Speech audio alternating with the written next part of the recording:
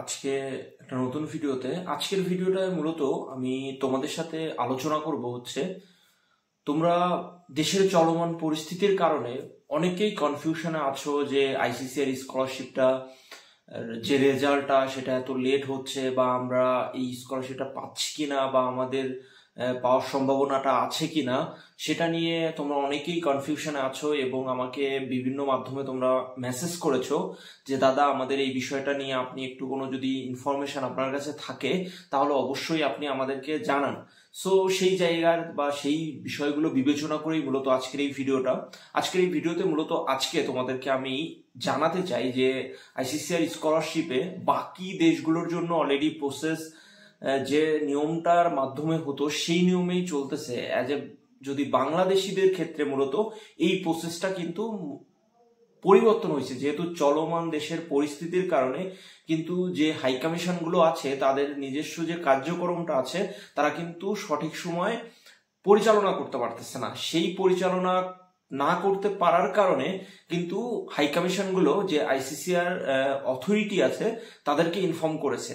এবং অলরেডি তোমরা যদি জানতে চাও আইসিসিআর এর যে মেন পোর্টালটা আছে তোমরা সেই পোর্টালে গিয়ে দেখতে পারো যে বাংলাদেশিদের জন্য শুধুমাত্র এই আইসিসিআর স্কলারশিপের প্রসিডিউরটা 15ই আগস্ট পর্যন্ত কিন্তু ইনক্রিজ করে দিছে। কিন্তু তোমাদের এই জায়গাতে কিছু সমস্যা অবশ্যই তোমরা ফেস করবা, কিন্তু যেহেতু তোমাদের এই সেশনটা শুরু হবে হচ্ছে আগস্ট মাস থেকে, তোমরা যদি যত দ্রুত এই প্রসেসগুলো তৈরি করতে পারবা বা কমপ্লিট করতে পারবা তত দ্রুতই কিন্তু তোমরা ভারতে মুভ অন করতে পারবা। কিন্তু সেক্ষেত্রে যেহেতু তোমাদের এই সাময়িক সমস্যার কারণে কিন্তু যেহেতু হাই কমিশনগুলো তাদের কার্যক্রম ঠিকমতো করতে পারতেছে না, যার দরুন কিন্তু এই সমস্যাগুলো সৃষ্টি হচ্ছে। সো আশা করি যে খুব তাড়াতাড়ি হাই কমিশন তাদের কার্যক্রম পুরোদমে স্টার্ট করবে এবং যাদের পরীক্ষা হয়েছে তাদের ভাইবার জন্য ডাক পড়বে। আমি জানতে পারছি হয়তো তোমাদের নেক্সট উইক থেকেই ডাকা শুরু করবে ঢাকা হাই কমিশনের থেকে। বাকি হাই কমিশন গুলো থেকে অলরেডি ডাকা শুরু করছে, সেটা খুলনা হোক, চিটাগাং হোক, রাজশাহী থেকে হোক। তোমরা অবশ্যই তোমাদের মেল গুলো চেক করো আপ টু ডেট।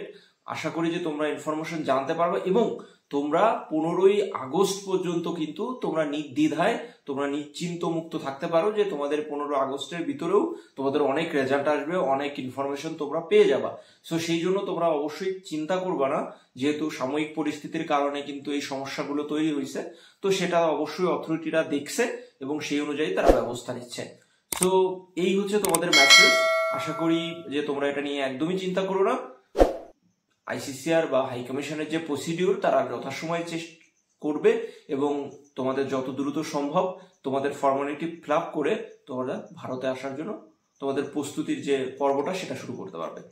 তো ধন্যবাদ, আজকের ভিডিওটা এই পর্যন্তই। ভালো থাকো, দেখা হবে নতুন কোনো ভিডিওতে।